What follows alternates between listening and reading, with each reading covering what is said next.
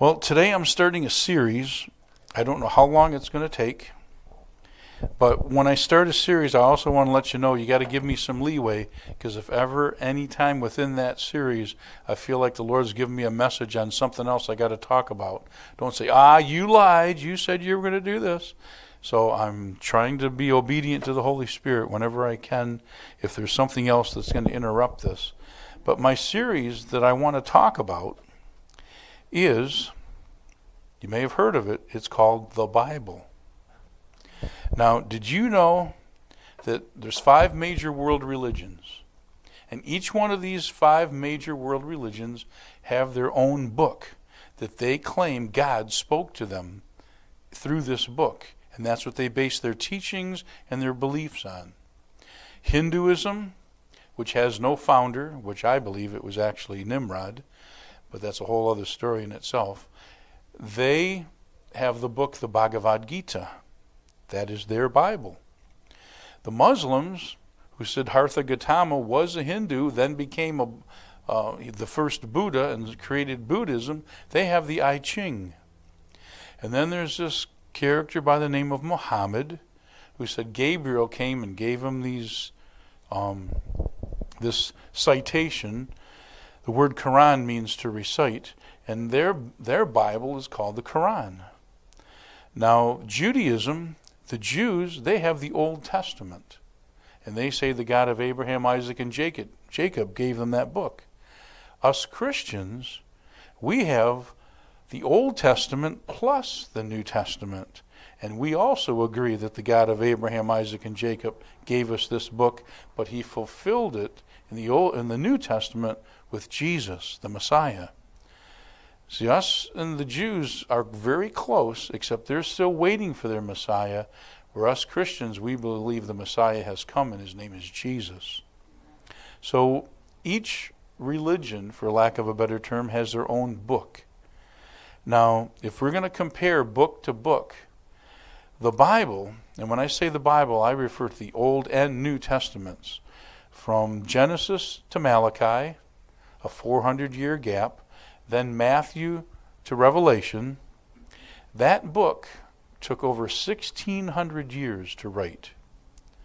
And it had over 40 authors that it took to write 66 books.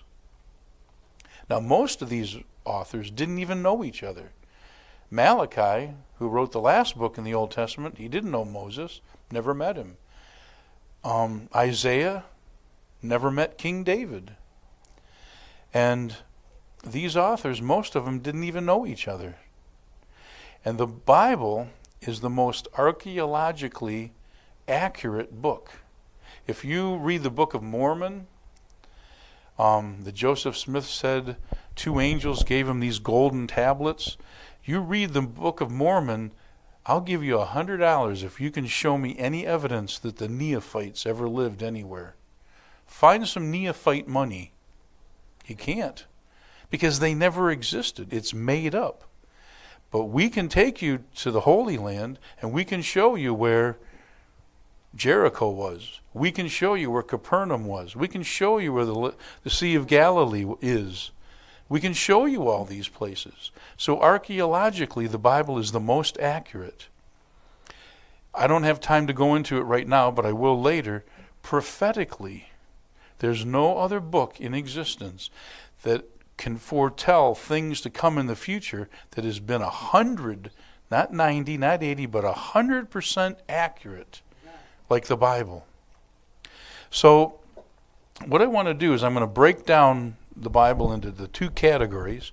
When I first became a Christian, I knew nothing. I knew less than nothing. I thought God wrote 2 Bibles. He wrote an Old Testament, and nobody liked it, so he had to write a new one. I mean, I didn't know. The word testament, when somebody dies, they leave you their last will and testament. It's actually a legal document. So the Old Testament is one document, how God legally dealt with human beings. The New Testament is the way how God legally deals with human beings. The Old Testament is broke up into categories. First of all, there's the law, otherwise known as the Pentateuch, the first 5 books of the Bible. Genesis, Exodus, Leviticus, Numbers, Deuteronomy. And Moses wrote these books. Now, they consist of the law, which is the Ten Commandments, and then those are the moral laws, but then there's all the dietary laws and just how to conduct your normal life in the book of Leviticus. That's all those laws. The next category of books in the Bible are called the history books, starting with Joshua, Judges, 1st and 2nd Kings, 1st and 2nd Chronicles. These are the history books of what happened in this nation called Israel. Then there's the poetic books, like Psalms, Proverbs, Ecclesiastes, the Song of Solomon. These are books that are, for lack of a better term, kind of flowery, and God's showing his creative, poetic side. The book, the Song of Solomon, is probably one of the most misunderstood books in the Bible because it's very amorous. It's sexual in nature. And God's talking about sex? Well, he created it. But it's a type and a shadow of Solomon, who had 1,000 women in his life, but it's a type and a shadow of Jesus, who is the groom and we are the bride. And these are the poetic books. Then next you have the major prophets, like Isaiah, you have Jeremiah, Daniel, Ezekiel. And then there's the minor prophets, like Nahum and Micah and Malachi and Joel. Now you think, well, the major prophets were important and the minor prophets were just kind of like, they're not really that important. No, I'll get into that later when I talk about those and I break them apart. But then there's one other book in the Old Testament that is unique. And most biblical scholars don't quite know what to do with it, and there's a lot of debate about what category do you put this book in, and that is the book of Job. Some say it's a history book. Others say it's a poetic book. They don't know where to put it because if you're going chronologically, many biblical scholars, theologians, and those who study manuscripts and texts, they believe that the book of Job is the oldest book ever written in the history of mankind. And it tells a very unique story, things we would never know about the spirit world. The book of Job, very interesting. Now that's the Old Testament. The New Testament, as we know, starts out with the four Gospels, Matthew, Mark, Luke, and John.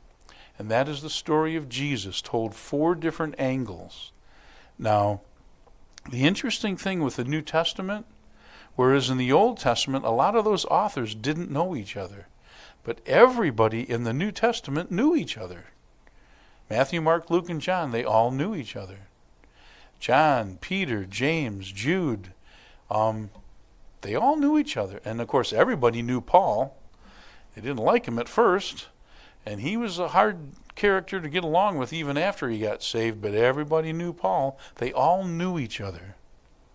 After the 4 Gospels, just like in the Old Testament you had the history books, the history book in the New Testament is the book of Acts. And it's the story of the history of the church from its conception in the day of Pentecost up until when Paul is killed. And if anybody's ever seen that movie, The Apostle Paul, you see the depiction of Luke down in the Mamertine prison with Paul, and Paul is dictating all the things that happened to him. That's why the majority of the book of Acts is about Paul's life, because Paul is the one who's dictating it to Luke. Then there's the epistles. The word epistle just basically means a letter, and these are letters to the first group of epistles, are directed to specific people, like the epistle of Romans is written to the Christians living in Rome. 1st and 2nd Corinthians written to the Christians who live in Corinth. 1st and 2nd Thessalonians to the Christians that live in Thessalonica, and Galatians and Ephesians. So those are the specific epistles, and they were all written by the Apostle Paul. Now there's a big debate. I'm not going to go into it right now. Maybe I will later. But I believe the Apostle Paul wrote the book of Hebrews. I can defend it. You know what? It's not life or death. Doesn't mean you're saved or not saved, whichever position you take. But I just personally believe Paul wrote the book of Hebrews. Then there's the general epistles. General epistles are letters written to the church as a whole. It's not specific to just one city. And that's 1st, 2nd, and 3rd John, 1st and 2nd Peter.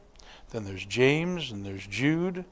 And these are written to the church as a whole. And then you got the book of all books, the most unique book in the entire Bible, and that is the revelation of Jesus Christ. You know, we always think of it as the book of Revelation. But you look at it, the actual title of the book is the revelation of Jesus Christ. Jesus Christ is revealing himself to us through this book. And the only book that compares to it in the Old Testament is the major prophet Daniel.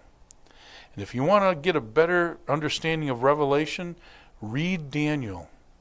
And Daniel and Revelation together, they complement each other. And like by the mouth of 2 or 3 witnesses, let every word be established. You put these two books together, and you get a glorious picture of what God's trying to tell us. So that's just a general overview of the Bible. And over the next couple of weeks, I'm going to pinpoint different ones of those and share with you whatever the Lord has brought to my attention. But today what I want to focus on is the law. And like I said, the law is comprised in 2 categories. The 10 Commandments, which is the overall moral law, and then there's your dietary and normal day laws in the book of Leviticus. But today I'm going to focus on the 10 Commandments, otherwise known as the law. Now, what is the 10 Commandments, and why did God give it to us? Well, originally, God dealt with mankind through different methods and means of dealing with human beings. They're called dispensations. And the first way that God dealt with human beings is called the dispensation of innocence. It didn't last very long. It was with Adam and Eve because they were naive. They were innocent. All they knew was good. You know, the devil didn't lie to them when he told them, if you eat of this tree, you'll be like the gods. Yeah, meaning the fallen angels. And you'll know good and evil. Well, he wasn't lying, was he? They do know good and evil. I mean, today, do we know what evil is? Yeah, he wasn't lying to them. Originally, Adam and Eve, they said, well, what's evil? What do you mean we'll know good and evil? What's evil? They didn't even know what it was. The concept never even entered their brain. But when they ate of that fruit, and it wasn't an apple, by the way, because if it was, there wouldn't be any apple trees on earth. Whatever that fruit was, when they ate of it, that disobedience, something was broken, and they could see into the spirit world. They could see that they were naked. Evil started to take place into the world. All of creation was changed. And you know what? Here, 6,000 years later, you want to know what evil is? Just pick up the newspaper. Go to Yahoo News. Turn on the television. It's all around us. The devil wasn't lying. So after that, the dispensation of innocence ended. And God couldn't deal with mankind that way anymore. So then he dealt with us in a different method or a different means known as the dispensation of conscience. Because see, when God puts a human being in somebody's womb to be born on the planet Earth, he also gives each one of us a conscience. The first time I can remember breaking my conscience, I was 5 years old. I know I've told you this story before, but I can picture right where I was. We were living in Schoolcraft and Evergreen down in Detroit. My mom had just married my stepdad, and I was like 4 or 5 years old. And my mom had just made some chocolate chip cookies. And she took them out of the oven, and she put them on top of the stove, and she said, now, Dave, let these cool off. Don't touch them. And when they cool off, you can have one. She said, so just leave them alone. I said, okay, Mom, I'll leave them alone. I promise. And then she left the room. Guess what? I didn't leave them alone. I ate one, and it was really good. And you know what? in my little 4 or 5-year-old brain, my mom had made 12 cookies, 3 rows of 4. So I thought, it's pretty obvious I ate one of those. So if I eat the other 2, maybe Mom will think I only made 9 cookies, not 12. So I ate the other 2, and they were just as good as the first one. And then I cleaned up all the crumbs, and I sat back down at the kitchen table, and I was coloring in my coloring book. So my mom came in, and she goes, David. And as soon as she said, David, and I could hear her come in the kitchen, I knew I broke my conscience. I knew I did something wrong. In the book of Judges 17 and verse 6, it says this, In those days there was no king in Israel, but every man did that which was right in his own eyes. See, God gives all of us a conscience. And before there was a king, before there was the law, people just were following their conscience. But the problem with the human conscience is it can be broken, just like I broke mine. And then what us human beings do to get rid of that guilt is we start to rationalize and start to justify what we're doing. In 1 Timothy chapter 4 and verse 2 it says, speaking lies and hypocrisy, having their conscience seared with a hot iron. See, the first time I stole a chocolate chip cookie when my mom told me not to, I felt incredibly guilty. And I later cried and I said, Mom, I'm sorry, I'll never do it again. But you know what? I did. And then after a while, your conscience gets kind of dull. And it can actually get seared. And I got to the point where I could go into somebody's house or somebody's car or a business when it was closed at night, and I could go in there and take whatever I wanted, and my conscience didn't bother me. Well, it did, but I just told it to shut up, and I just justified it. Well, you know, after all, it's not right that they have all these things and I have nothing. So I'm just relieving them of all this burden, of all this physical extra stuff that's spoiling their soul, and I'm doing them a service. I'm taking these things and I'm sharing them with my friends. So see, I'm like Robin Hood. And I was good. I felt good about myself. Yeah, I'm a good guy. And I had a trunk full of stolen goods. People would come over and I'd sell it to them at a discount, and I made a living off doing that, and I was helping my friends. So see, I'm a good guy.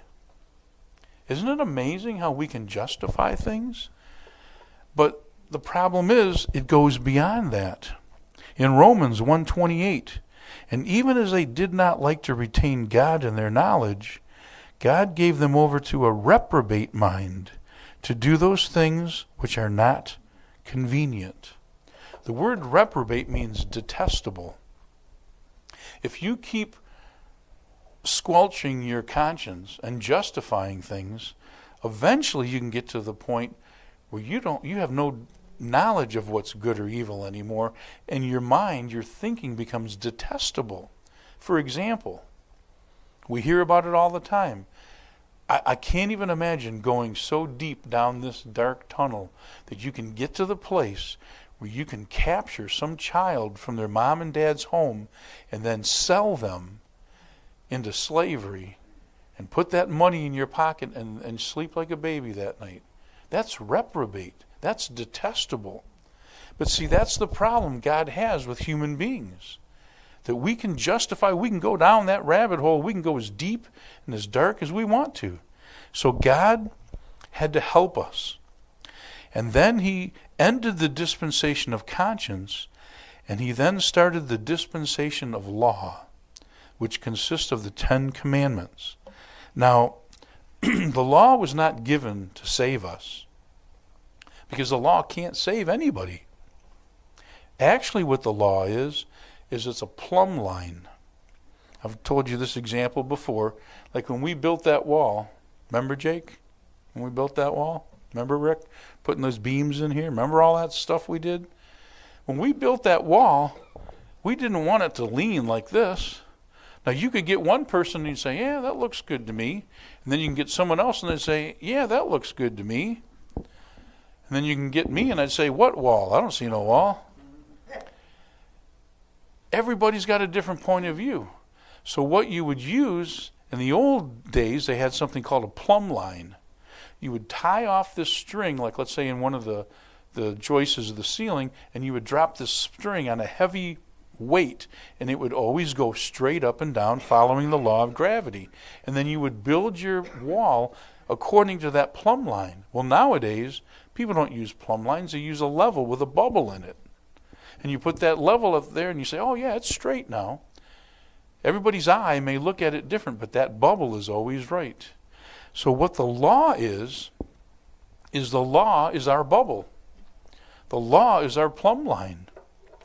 In Romans chapter 8 and verse 3, it says this, for what the law could not do, in that it was weak through the flesh, God sending his own Son in the likeness of sinful flesh, and for sin, condemned sin in the flesh.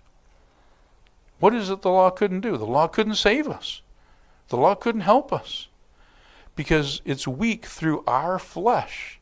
Because none of us, no human being has ever kept all 10 commandments. Except for one. His name is Jesus. He's the only one. None of us have ever kept all the 10 commandments. And then I have to go to that scenario that the street evangelist Ray Comfort is the first one I ever heard present this. Maybe other people did before, but I've never heard it until I heard it from him. And that's where you go up to somebody and say, have you ever taken anything? You know, even a paper clip from work? Well, yeah. Well, how many things do you have to take before you become a thief? Have you ever told a lie? Even a white lie? Well, yeah. Well, how many lies do you have to tell before you become a liar? Did you ever look at a woman to lust after her, or a man to lust after him? Well, Jesus said if you look at a woman to lust after her, you've committed adultery in your heart. So what does that make you? Have you ever used the Lord's name in vain? Well, yeah. Have you ever not kept the Sabbath holy? Well, yeah. Have you ever coveted, like, hey, how come he's got a car like that? How come she gets to go on that vacation? Have you ever done that? Well, now you've coveted something that belongs to your neighbor. So now of your own admission, oh, have you ever hated anybody? Just, oh man, I wish he was dead. Well, if Jesus said, if you say raka, which means to your brother, that means, you know, thou fool, that means you're in danger of hellfire. So of your own admission, you're standing before God as a thieving, lying, adultering murderer who's a blasphemer. So I wonder if God's going to let you into heaven or not.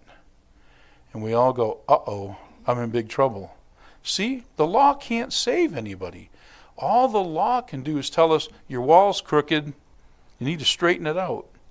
So he goes on to say, but God, sending his own Son in the likeness of sinful flesh, notice he doesn't say in sinful flesh, because Jesus never sinned. He came in the likeness of our sinful flesh. And for sin, to take care of sin, he condemned sin in his flesh. So the law isn't meant to save anybody. The law is just telling us we need a Savior, and Jesus is the one that saved us from that. So, if you notice, the law is not called the 10 suggestions. It's called the 10 commandments. That means he's taking it pretty serious.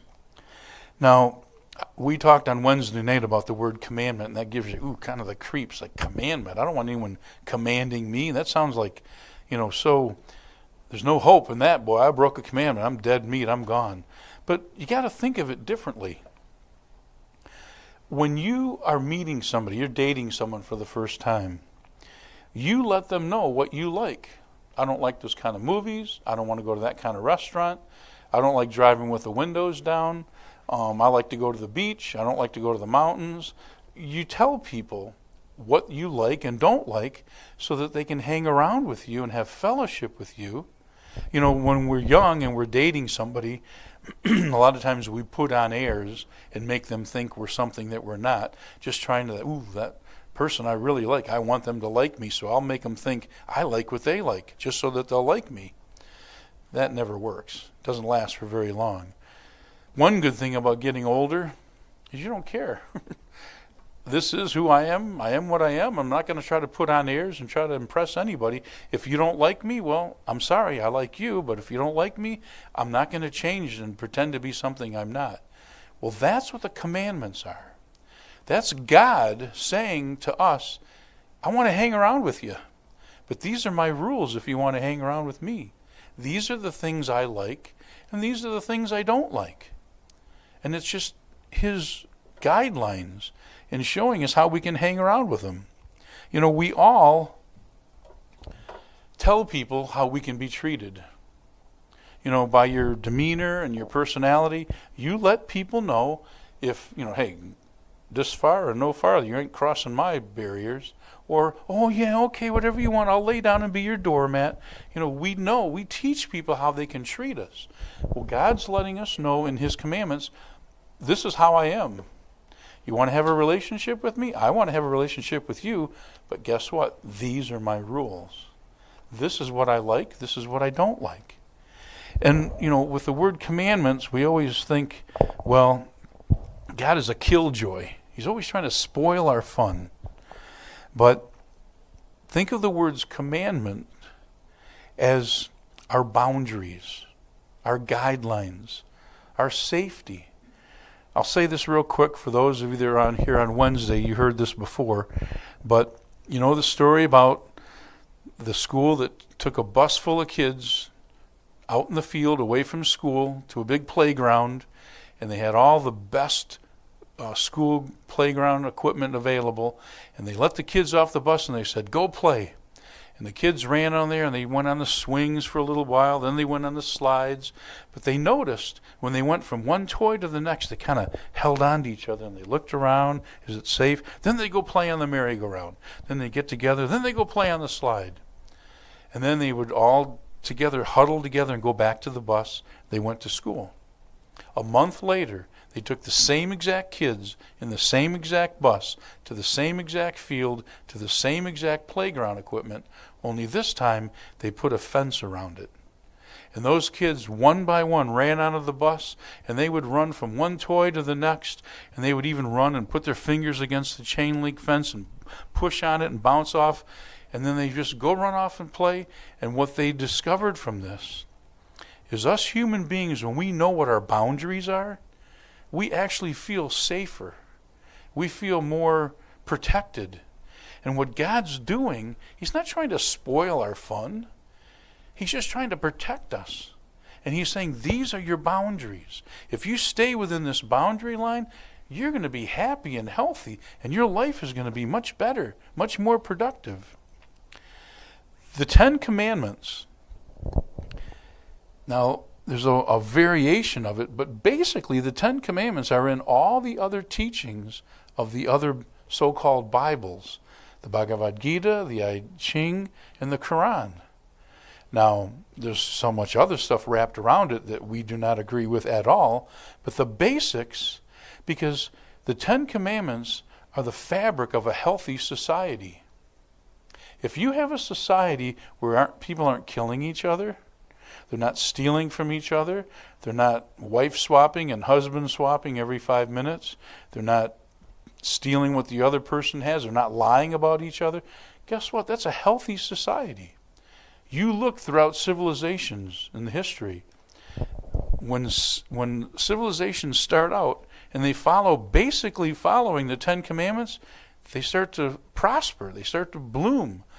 But as you take away those 10 Commandments, the fabric of that society starts to decay, and it even rots.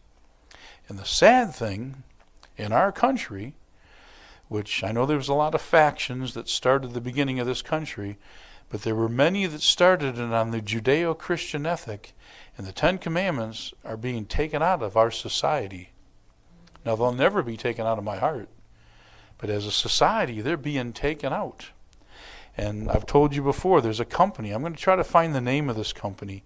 But they travel around the United States, and they're paid by the United States government. And what they do is they sandblast the 10 Commandments and the name of God off government buildings, because they say that can be offensive. Well, you know, if you take light out of a room, what shows up? Darkness. If you bring light into a dark room, what happens? The darkness is consumed by the light. You take the 10 Commandments out of a society, that's the light. What happens? Darkness comes in. And that's what we're seeing in our country today. People saying, don't tell me what I'm supposed to believe in. Don't tell me. And, if you tell someone, well, what does the Bible say about the 10 Commandments? Oh, I don't believe in any of that. Well, look at what's happening in our society. The 10 Commandments, interesting thing about them, I showed you a video here a long time ago by this gentleman, Ray Comfort, who went to a number of large cities throughout the country, and he went into some malls and shopping areas, and he went up to some teens, and he asked them, he says, can you name for me 10 major beer companies? Now, all these people that he asked, they're all under 21, under the legal drinking age. But they said, oh, yeah, sure. Well, there's Budweiser and Heineken and there's Coors, and they just went on. And sometimes they'd name way more than 10 beers. And they were proud of it, and they'd all laugh, yeah, yeah. And he says, okay, all right. Can you name for me the 10 Commandments? And they'd all look at each other like deer in the headlights. Well, I think you're not supposed to kill anybody. That's in there, yeah. And he says, okay, can you name the other 9? Well, I don't know. I don't think you're supposed to lie or steal, right? Okay, can you name the other 7? No. And the sad thing, some of these kids, when he asked them, they didn't even know one of the 10 Commandments. But then he went on to ask these same kids, he says, do you think you're going to go to heaven? Well, of course I'm going to heaven. Well, why do you think that? Well, I'm a good person. I never killed anybody. Well, what judges if that's right or not? Well, as long as you keep the 10 Commandments, you're going to go to heaven. And he'd say, well, what are the 10 Commandments? Well, I don't know.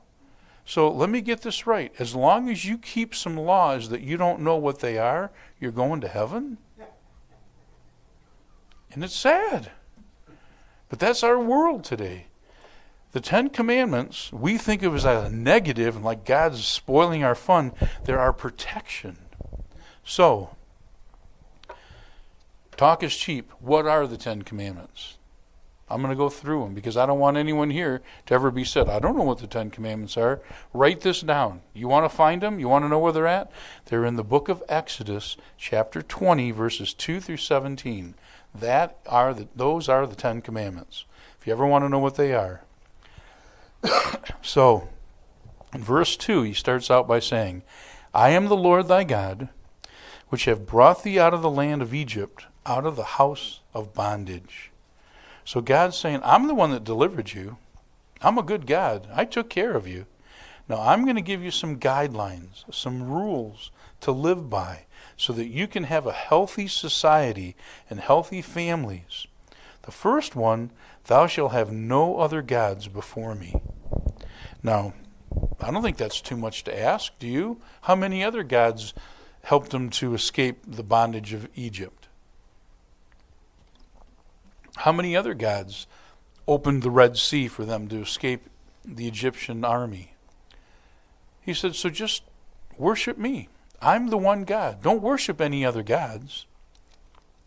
And then he says, commandment number 2, thou shalt not make unto thee any graven image, or any likeness of anything that is in heaven above, or that is in the earth beneath, or that is in the water under the earth. And you may say, well, why? I mean, God's given some people the ability to paint, and they paint, the creatures and the fish and the birds. Or some people have the gift of sculpturing, and they can carve beautiful, animals. And do you ever see those people with chainsaws and they carve out of a tree like a bear or a deer or something? And, or they can engrave something. Why is that bad? Why don't you want us to do that? It's your creation. Well, he goes on in verse 5 to tell us why. Thou shalt not bow down thyself to them, nor serve them. So what he's saying is, it's not that you can't recreate God's creation. When we went to the Creation Science Museum and we went to the Ark, they had beautiful replications of animals. Remember in that video we saw 2 weeks ago? It showed the painstaking things they went through to put the hair on the monkey's face. And I mean, all that stuff. That's not bad. He just says, I don't want you to bow down and worship it.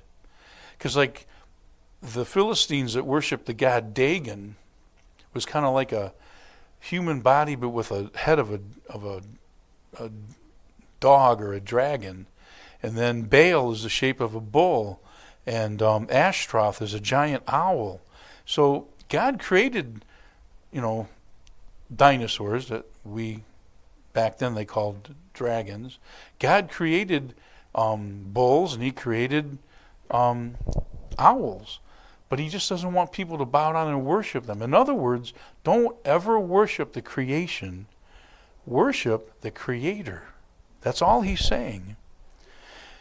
The third, he says, you know why? Because I'm a jealous God. Well, it doesn't sound very flattering. God's jealous? Yeah. He said it, not me.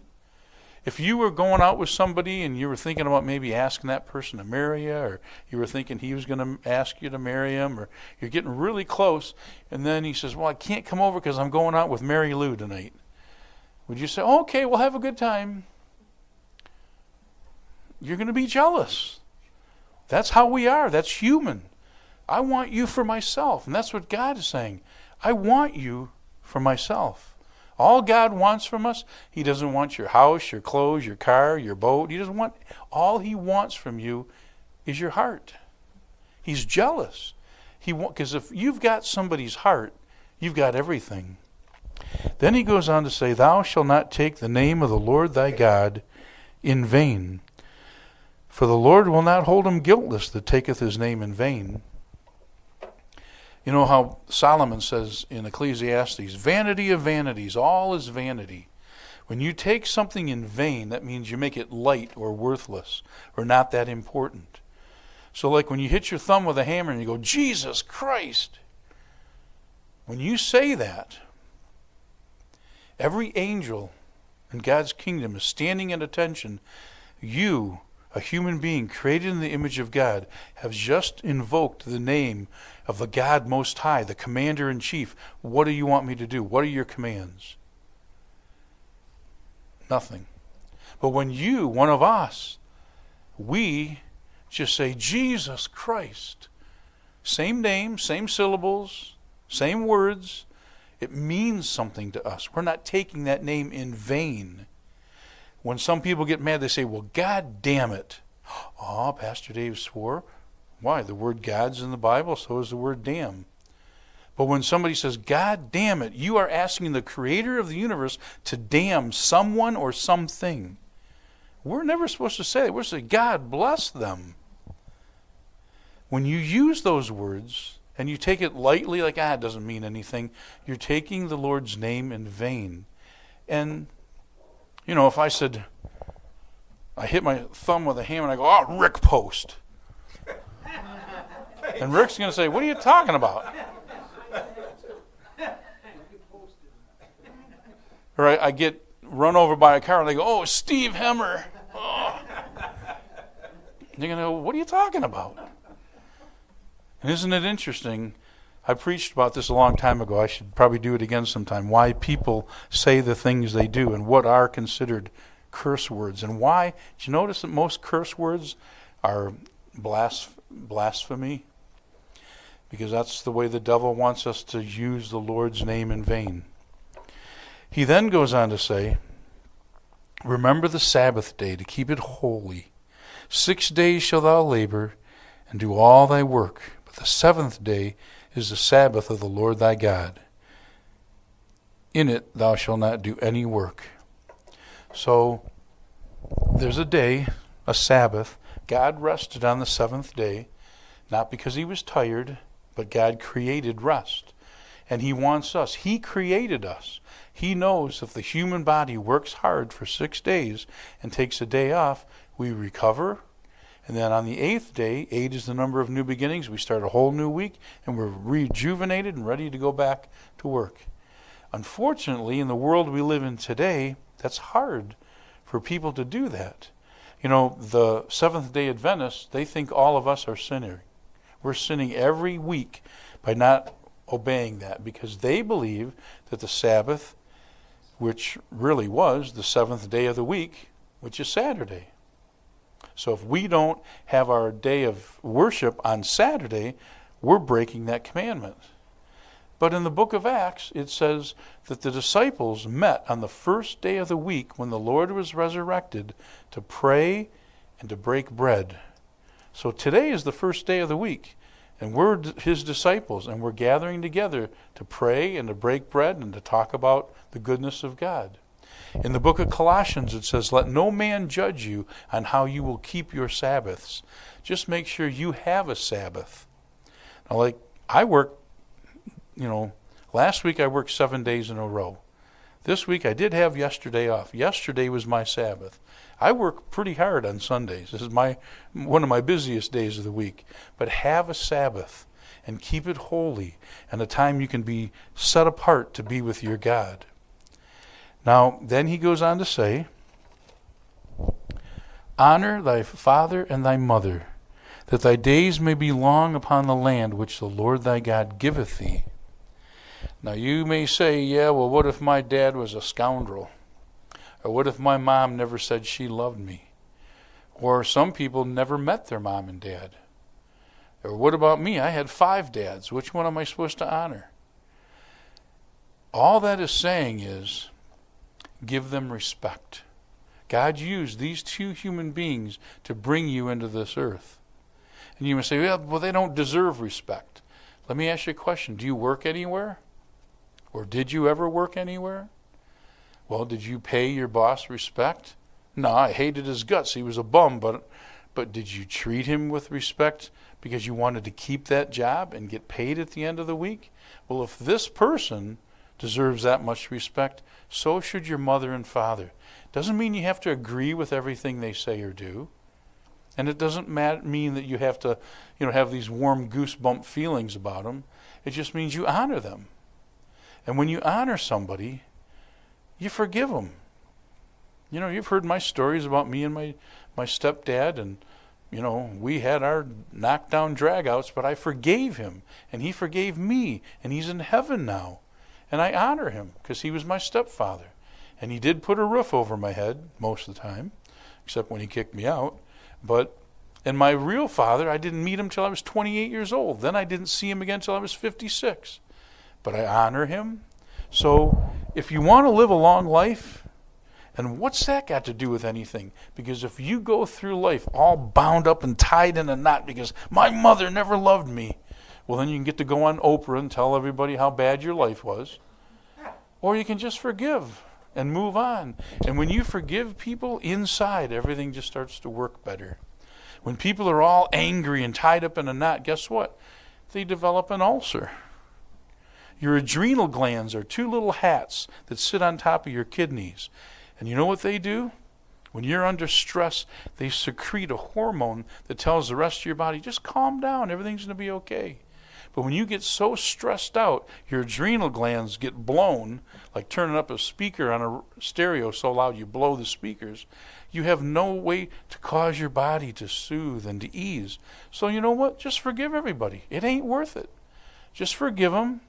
If your mommy and daddy weren't, like on the Waltons, which nobody's mom and dad was, good night, John Boy, good night, Mary Ellen. Who had that kind of lifestyle? If you didn't have that, just forgive them. And just say, you know what, they probably did the best they could. And if you do that, you'll be at peace within yourself. You'll live longer. The next one, thou shalt not kill. Now, that proves God's going back on his word, right?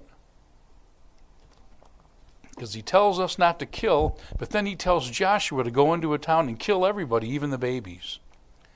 What if you're a Christian in World War II and you get drafted to go fight Hitler and you go to Germany and you kill people?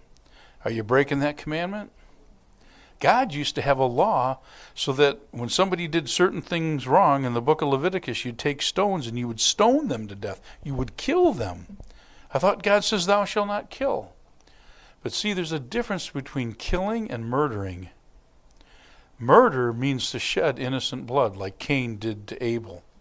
But to kill, when God told Joshua to get rid of the Jebusites, it was like cutting the cancer out of a human body so that the rest of that humankind could live and be healthy, because the practices they did in worshiping their gods was detestable, and God just had to get it out.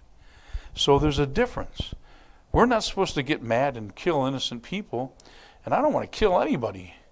But if somebody comes in my house and is going to hurt my wife, and I've got the wherewithal to do it, and they're not going to stop any otherwise, I'm going to protect my wife. Because the Bible says, he who doesn't meet the needs of his own is worse than an infidel. So that means I'm supposed to take care of my wife, make sure she has a roof over her head, clothes to wear, and food to eat. But if somebody wants to break in my house and rape her, I'm supposed to say, oh, please don't do that. Oh, Jesus, please stop him. Boys and girls. I'm the nicest guy you ever want to meet. But you try to hurt Bobette and you ain't going to believe what happens next. That's not murder. That's justice. God said in the book of Romans, he who bears the sword is a servant of the Lord. That's why he sets up governments with armies and police forces.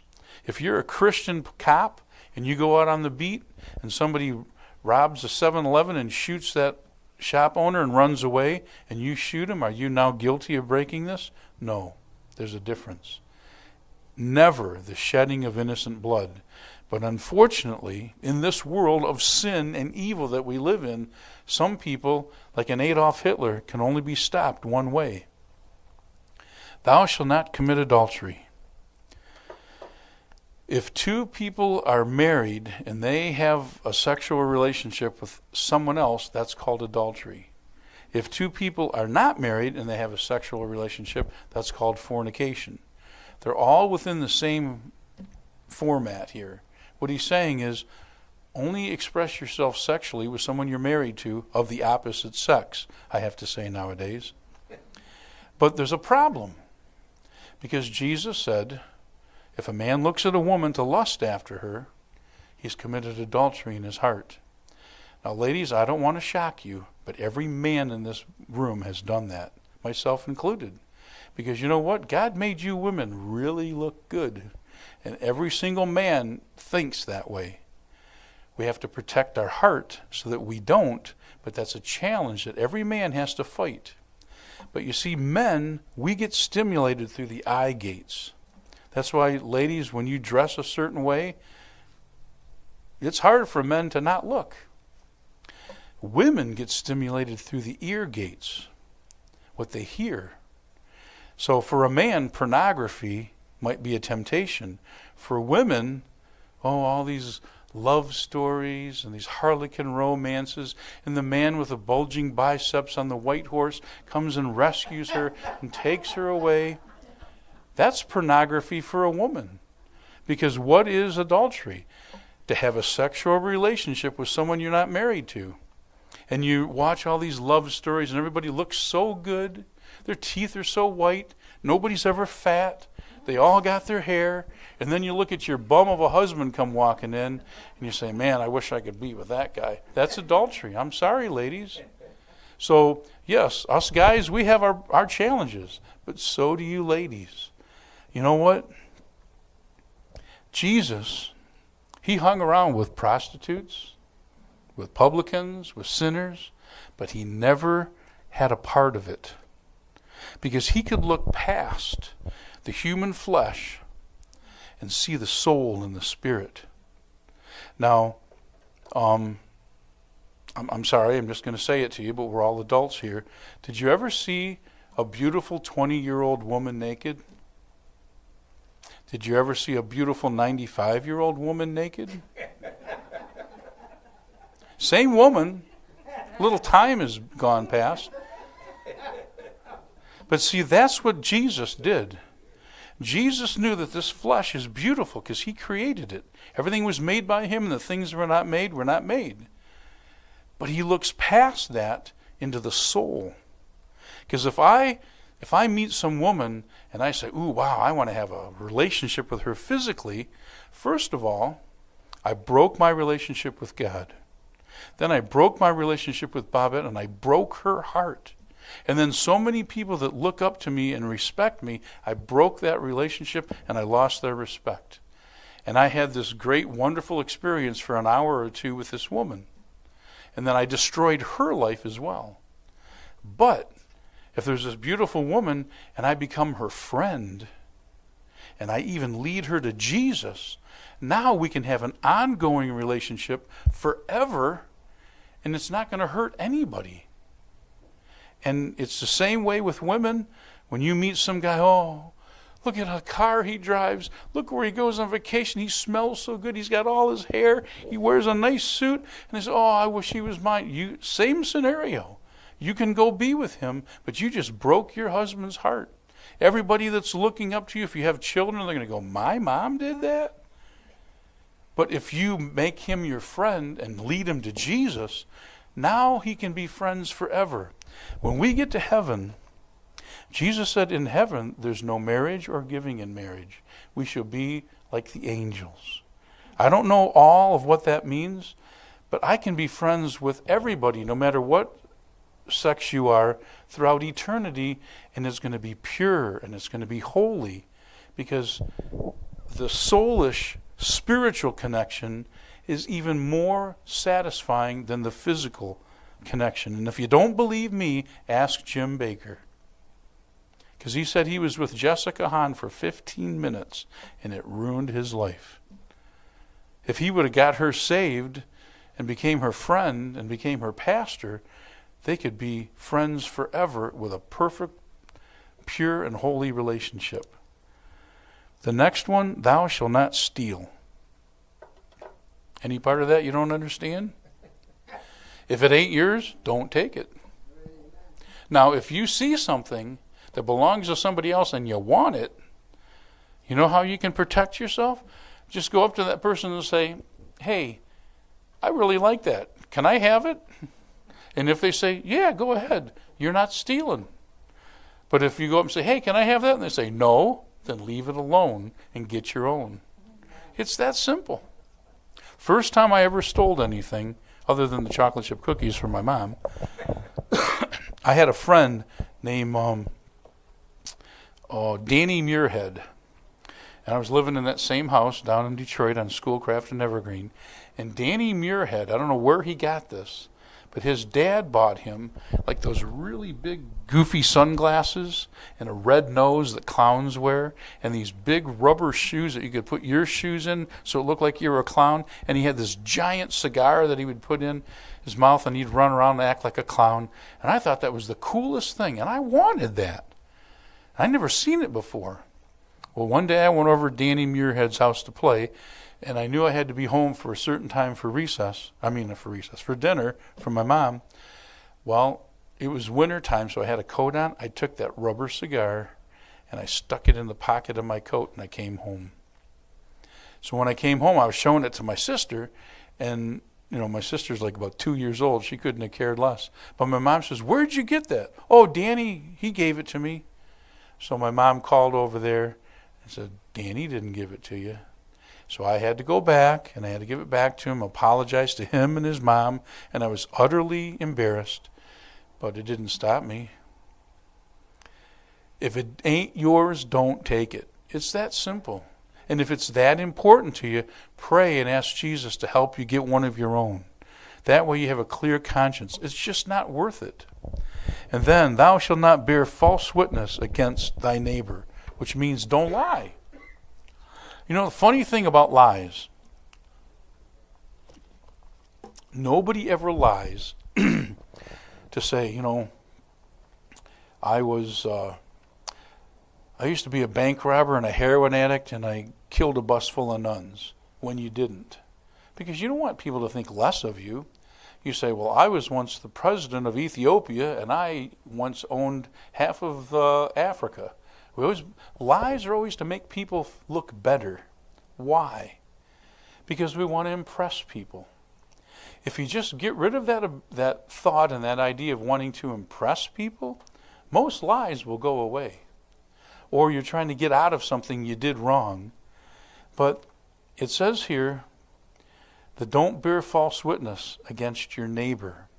Now some people say, yeah, but what about little white lies? You go to somebody's house and they give you some rutabaga soup and it's the worst you ever had, and they say, oh, did you like it? And you go, yeah, that was really good, thank you. Is that a lie? Yeah, it's not the truth. I'll be honest with you, I've done that many a times.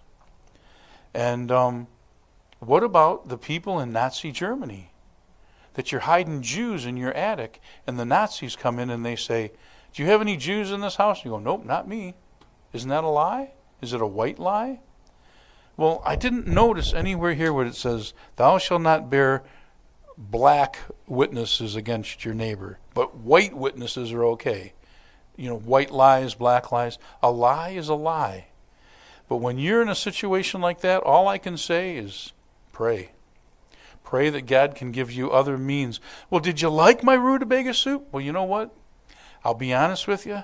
I'm not a big fan of rutabagas. So it was probably really good rutabaga soup, but, I'm not a big fan of that. I'm sorry. Now, I told you how I lost somebody in another church we went to. I lost him as a friend because I wouldn't eat his curried beef because I don't like curry. But I didn't lie to him. So all I'm telling you is it ain't worth it. And if you're stuck in a tough situation, just pray. God, give me the words to say.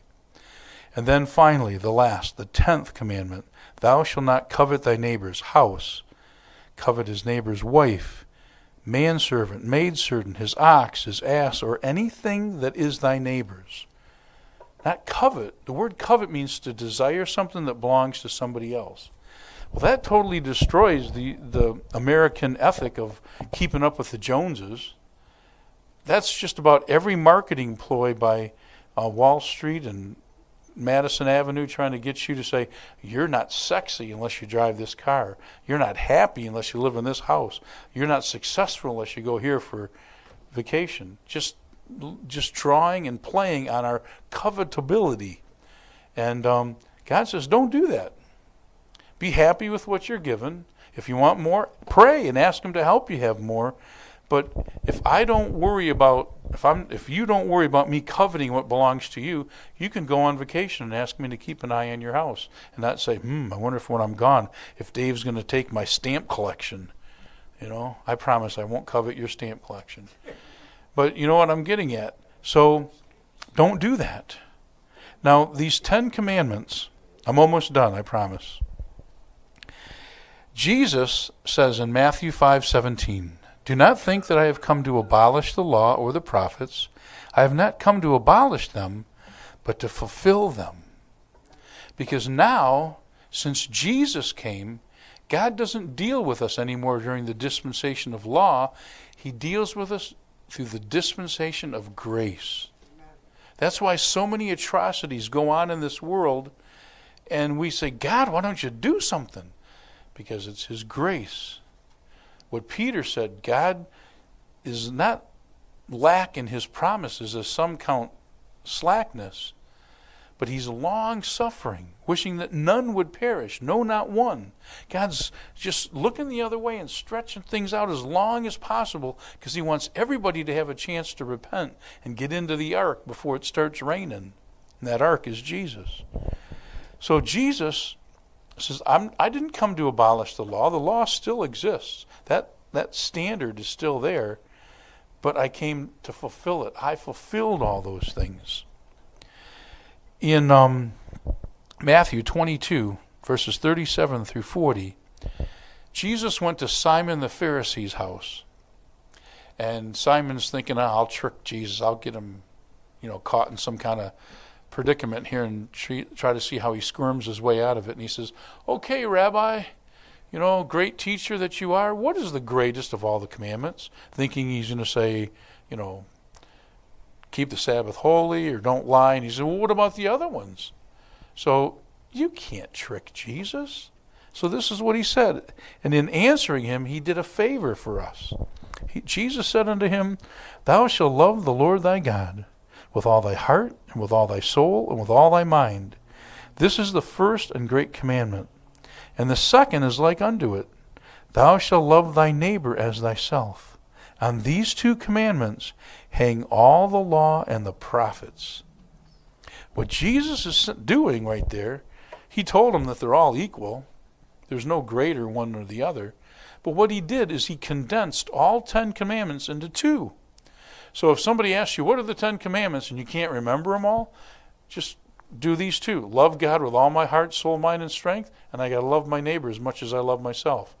That's the 10 commandments. Because you know what? If you keep the first one, you love the Lord thy God with all your heart, soul, mind, and strength, you know what? You will have no other gods before him. You won't make any graven images and fall down and worship them. You know, us people, we have like idols. There's even a TV show called American Idol. You know, when you're teenagers, you put posters on your bedroom. I had 4 idols when I was growing up. John, Paul, George, and Ringo. Those are my idols. Some people have basketball stars or football stars or musicians or, you know, Albert Einstein pictures or whatever you want. All these posters, those are their idols. But if I love God with all my heart, soul, mind, and strength, Jesus is not my idol. He's my hero.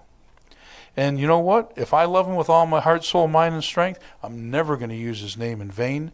And I'm always going to take time out to honor and worship him. And then the second commandment, if I love my neighbor as much as I love myself, I'll honor him. I won't steal from him. I sure won't kill him. And I'm not going to tell lies about him and make him look bad. And anything that he has, I'm not going to covet it. I'm going to be happy for him. And I'm going to say, God, thank you for blessing my brother, my sister, my neighbor, my friend. Thank you for doing that. Now bless me too, okay? So Jesus made it all simple. Because God doesn't grade on a curve. He grades on a standard. And that standard is the plumb line. The 10 Commandments. All right. 2 verses and I'm done. So what are we supposed to do with all that? How in the world am I going to keep all those commandments? You ain't, so don't even try. The Apostle John told us 2 things. First of all, in the Gospel of John, I got a funny feeling you've heard this one before. John 3:16. For God so loved the world that he gave his only begotten Son, that whosoever believeth in him, you don't have to perish. You can have everlasting life. You don't get to heaven by following the 10 Commandments because you can't. Nobody has except him. You get to heaven by believing in what Jesus did for you by keeping the 10 Commandments and having all your sin put on him. That's how you get to heaven. Now, okay, that's the initial cleansing. That's the initial being born again. That's the initial beginning of your relationship with God. As time goes on, then what? In 1 John 1:9, if we confess our sins, he's faithful and just to forgive us of all of our sins and cleanse us from all of our unrighteousness. There's an ongoing cleansing. I was thinking about this morning when I went through my sermon. I've been saved for 42 years, and there's 365 days in a year. I pray that at least once a day, and different times in my life I've prayed that more than once. I can't even tell you how many times I've gone back to him and say, wash me clean. The Holy Spirit, fill me anew, fill me fresh. It's an ongoing process because I am a sinful human being trying to have a relationship with a holy and a perfect God. He told me his standards of what it's going to take to have a relationship with him, but as hard as I try, I can't do it. So I have to have this covering, and that's Jesus. I run into him and I say, Lord, let me put on your covering. Cover me in your blood. And then when I can go hug my Heavenly Father, I'm covered in the blood of Jesus. And he says, this is exactly what I wanted. Let's pray. Father, thank you for as awesome and glorious and holy and majestic as you are, that you want anything to do with us. And then to think the lengths that you went to so that we can have a relationship with you. Lord, when I look at the 10 Commandments, I realize I'm in a heap of trouble. I've broken all of them in one way or another. Please forgive me, Lord. Help me. Help all of us. Wash us clean in your blood. And Lord, Cleanse us from all our unrighteousness. And Lord, fill us anew with your Holy Spirit. In Jesus' name, amen. Praise team, come on up. We're going to do We Fall Down.